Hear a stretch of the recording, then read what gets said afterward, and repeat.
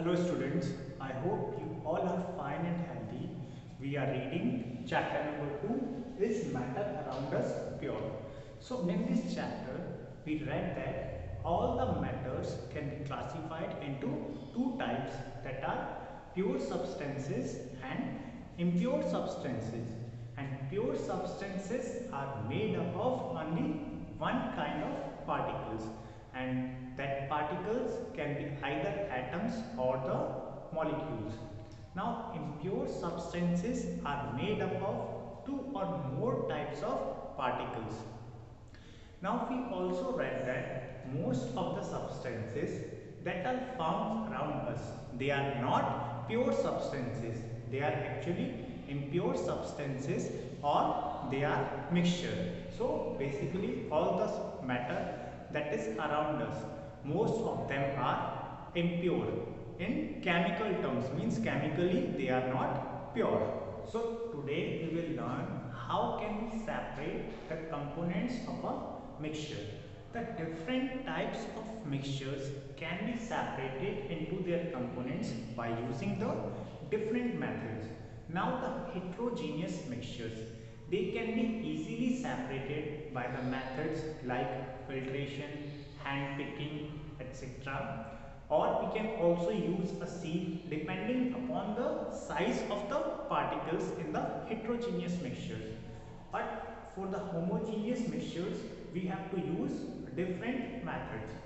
So first of all, we will learn how can we obtain the colored component, that is the dye, from the blue or the black ink. How can we separate, how can we obtain colored component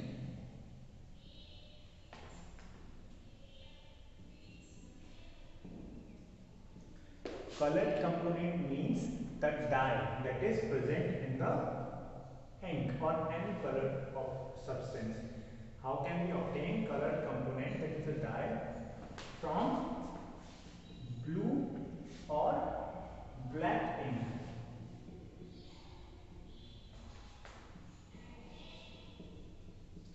Now for separating the colored component, that is dye, from the blue black ink, first of all we will take a beaker. We need a beaker. Then what we will do? We will fill this beaker half with water. We will fill this beaker half with water. Suppose the maximum amount of water that can come in this beaker is 100 ml. So we will fill approximately 50 ml of water in it. Now what we will do? We will take a watch glass. We will take a watch glass. Then we will keep this watch glass on the beaker that is filled half with the water. Suppose this is the beaker, then we will fill it half with the water, and on the top of the beaker we will keep a watch glass. Now what we will do? We will pour some ink in this watch glass. We will pour some ink, that is either blue or black in color. Now what we will do? We will heat it. So we will keep it on a tripod stand. We will keep it on a tripod stand, and above the tripod stand we will keep a wire gauze. We will keep a wire gauze. So why we use this wire gauze? So that the whole beaker gets heated uniformly, means the flame does not hit only a single part of the beaker. Okay, so we will keep a wire gauze below it. Wire gauze means like a net, it is like a mesh. So we will keep it below the beaker. Now we will place it on the tripod stand. The that is having 3 lines. Now we will start heating it from the below. So we will use a Bunsen burner. We will either use a Bunsen burner. You can either use a Bunsen burner or a sprit lamp. You can either use a Bunsen burner to heat it or either a sprit lamp. So what will happen when we will start heating it? So slowly the water will get heated. Will start getting heated. So when the water will get heated, so its temperature will increase. The temperature of the water will increase. Its temperature will increase. Now slowly the temperature will keep on rising. So at a particular time the water will get heated to the temperature around 100 degrees Celsius. So when the water reaches the temperature of 100 degrees Celsius, then it starts converting into the steam. It starts converting into steam. Below 100 degree also the water will convert into steam, but a little bit of vapors will only be formed or little bit of steam will be formed. But at 100 degrees Celsius, most of the water will start converting into steam. Now when this water that is in the beaker, it will start converting into steam. So that vapors will rise up. They will rise up. And when they will come in contact of this watch glass, so they will give their heat to the watch glass. We can say that these rising hot vapor, hot steam, it will start heating the china dish. Okay, not the china dish, that is watch glass. Now when the watch glass will get heated, so the ink that we have kept here in the watch glass, so that ink will also get heated. So slowly the temperature of the ink will also rise. The temperature of ink will also rise. It will rise. So what will happen? The water that will be present in the ink, it will start converting into the vapors or in the steam form, and it will start evaporating. So what will happen? Water will convert into steam, and then this steam will go into the atmosphere. So after some time we will find that there will be no change. For some time the water will keep on evaporating, and after some time when all the water will get evaporated, then there will be no change. So then that time we will stop heating. That time we will stop heating. So what we will find? We will find that the colored component or the dye that was present in the ink, it will remain on the watch glass. So for separating the colored component from the blue black ink, what we do? We heat it using a water bath. This substance, or we can say the method that we are using here, this is water bath. This is known as water bath. Like here, we have not heated the ink directly. What we did, we took some water in a beaker, then heated the water in the beaker, and then that water converted into the steam, and that steam heated the ink that was on the watch glass. So this is an indirect method of heating. This is an indirect method of heating.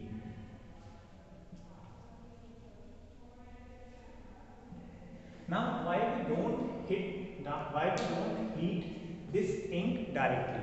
Because what may happen, some of the substances that are present in the ink, they may get decomposed. They may get decomposed if we will heat them directly by keeping the watch glass or directly keeping it in a beaker or anything and heating it over the flame. That's why we are using the water bath. So we can easily separate the dye from ink. Actually, we came to know that the ink is a mixture of dye. It is a mixture of dye. Dye means the colored part of the ink or the colored component of the ink. So it is a mixture of dye and water. Dye and water. So when we heated this ink, so what happened? The water got evaporated. Okay, when we heated it, so this water got evaporated and the dye remained on the watch glass. Suppose if we have to separate a mixture is having two components, that is solute and solvent. So if the solute is non-volatile substance, if the solute is non-volatile and the solvent is volatile. Now, do you remember what it means non-volatile and volatile? The volatile means those substances which can be easily converted into their vapors at the normal temperature, means we don't have to heat to a very high temperature. So, volatile substances means which can be easily converted into vapors. Non-volatile substances means those which can't be easily converted into vapors. So here in this mixture, that is ink, we have seen that water is the solvent and it is volatile that can be easily converted into vapors.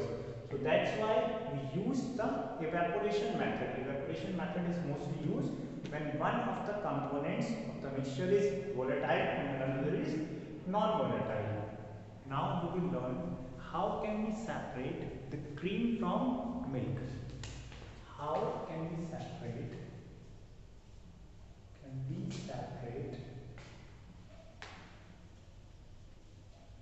cream from milk?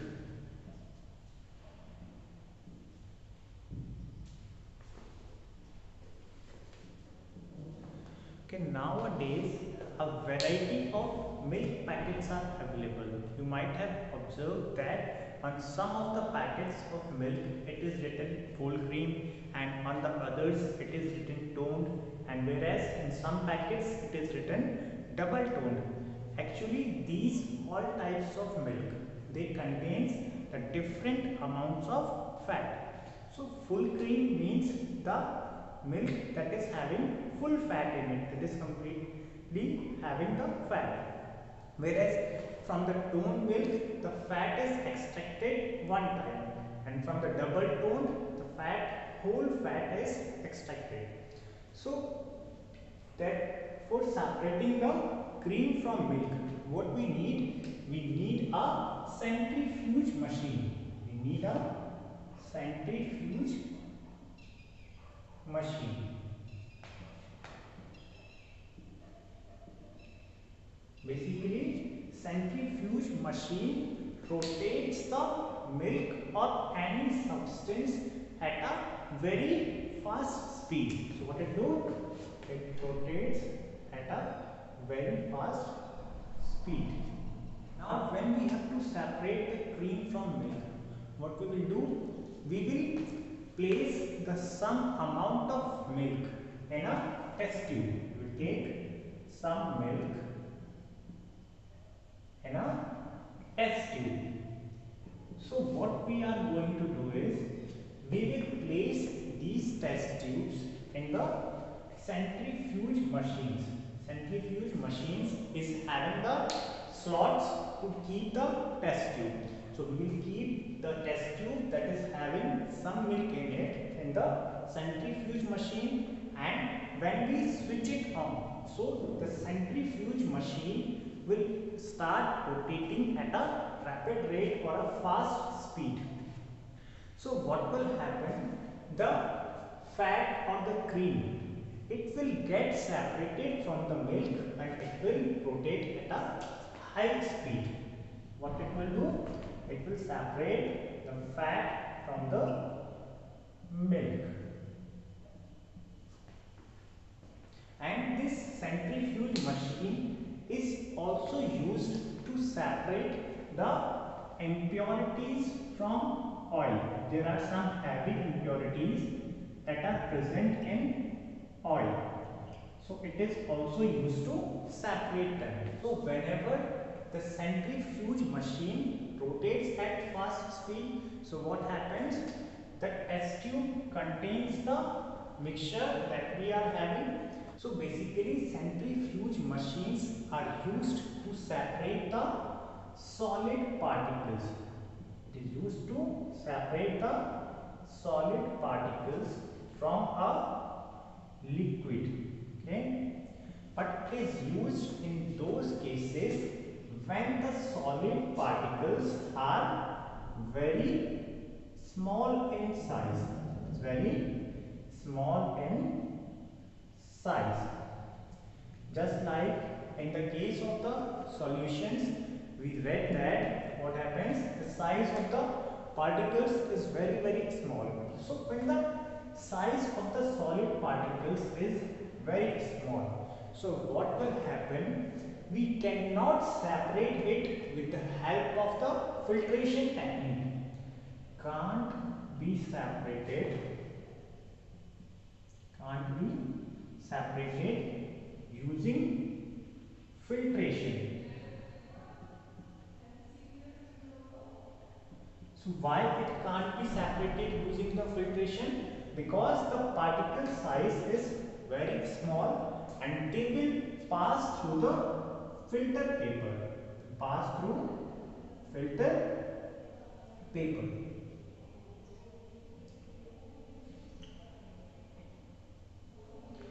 So basically the mechanism of separating the mixture using centrifuge machine is that when it rotates at a fast speed, so the heavier particles, what happens? The heavier particles, they settle down at the bottom. They get settled down at bottom. Okay. Whereas the lighter particles, they keep floating. Lighter particles, they keep floating. Keep floating above. Like in our homes, we are having washing machines. We are having washing machines. So washing machines are having dryer part. Okay, in one of the part we use to wash, and the another one we use to dry the clothes. So the dryer part of the washing machine, that is basically like a centrifuge. So in the dryer of washing machine, what we use to do? We used to squeeze out the water. We used to squeeze out water from the wet clothes. So when the dryer rotates at a fast speed, so the water comes out of the wet clothes and the clothes get dry. Similarly, it is also used to separate cream from the milk in our homes and dairies. And it is also used in the laboratories. It is also used in the laboratories.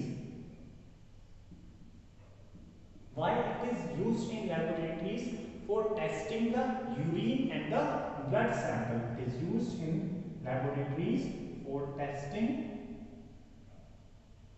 blood and urine sample. Now we will discuss how can we separate two immiscible liquids. How can we separate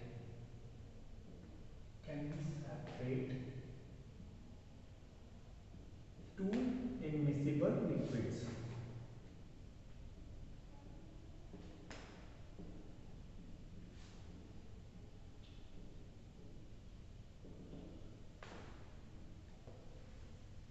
Now, do you remember what are immiscible liquids? Yes, immiscible liquids means those liquids which do not get mixed with each other. Immiscible liquids means those liquids which do not get mixed with each other. So, if we will mix two immiscible liquids, so what will happen? They will remain separate from each other. Means one will be upside and one will be head down. The heavier one will remain at the bottom, whereas the lighter one will keep floating on the heavier liquid. So, if we want to separate two immiscible liquids, what we have to do? We have to use a separating funnel. We have to use a separating funnel.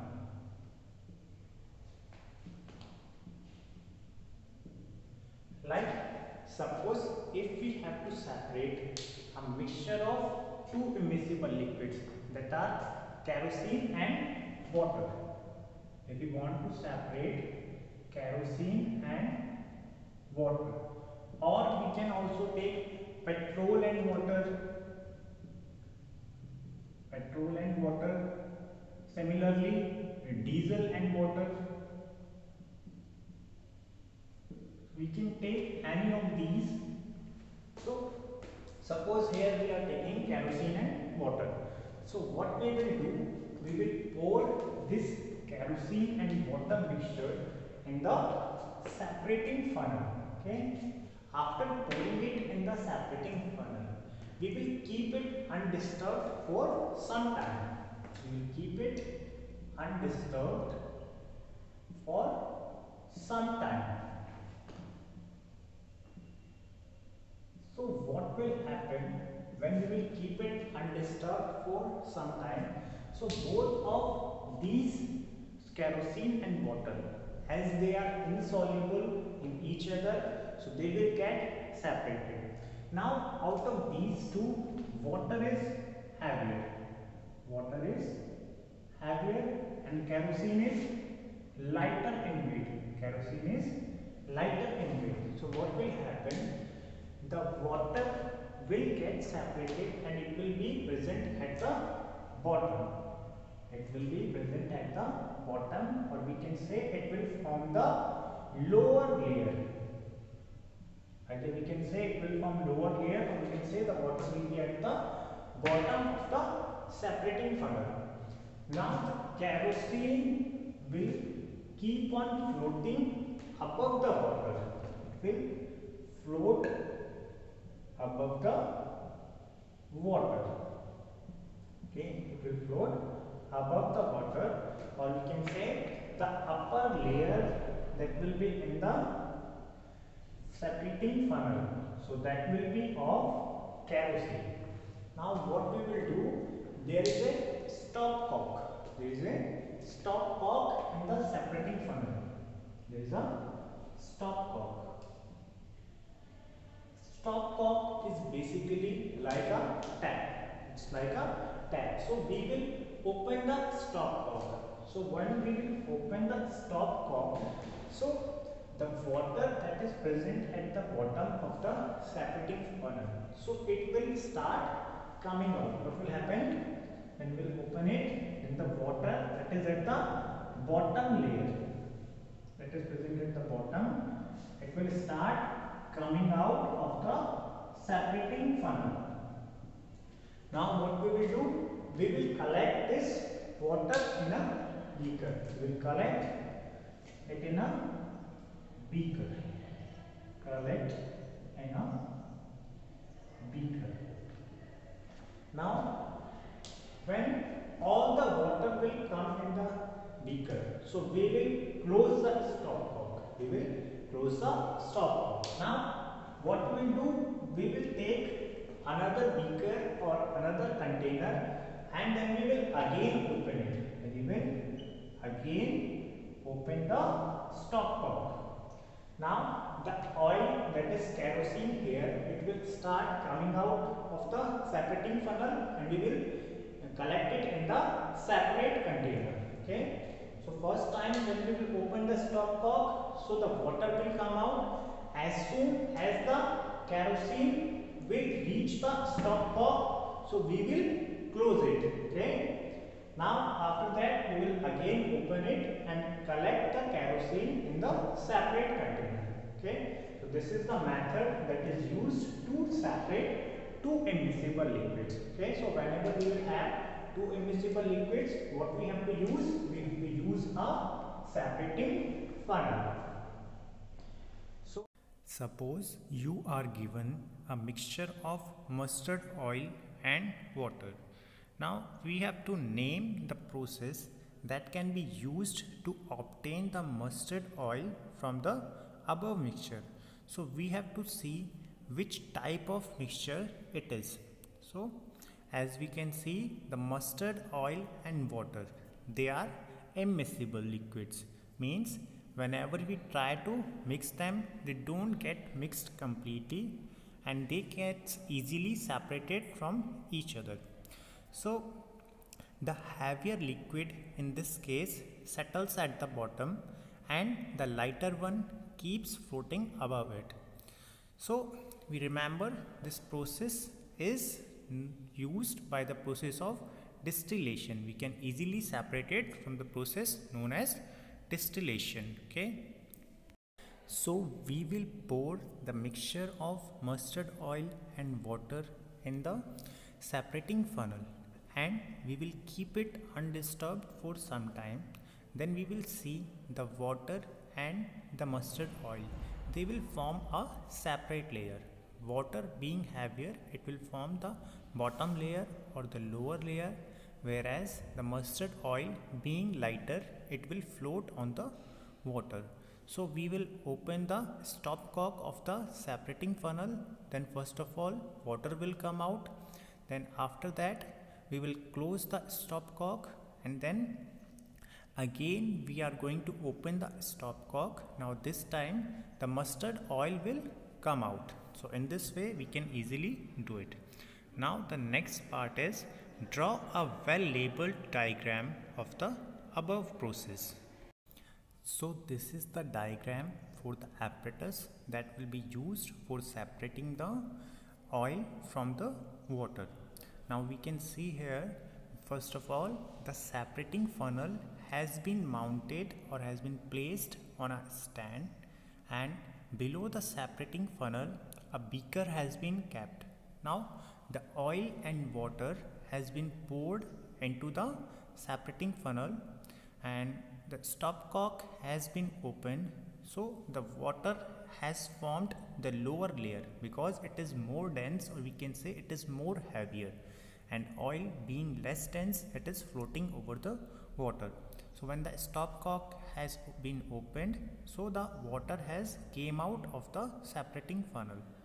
Now when the water will completely come out, so what we will do, we will close the stopcock, we will change the beaker, and then we will use a new beaker to collect the oil from this mixture. So in this way we can easily separate oil and water. So that's it students. We will cover our rest of the topics in the next video. Thanks for watching. Bye bye. Take care.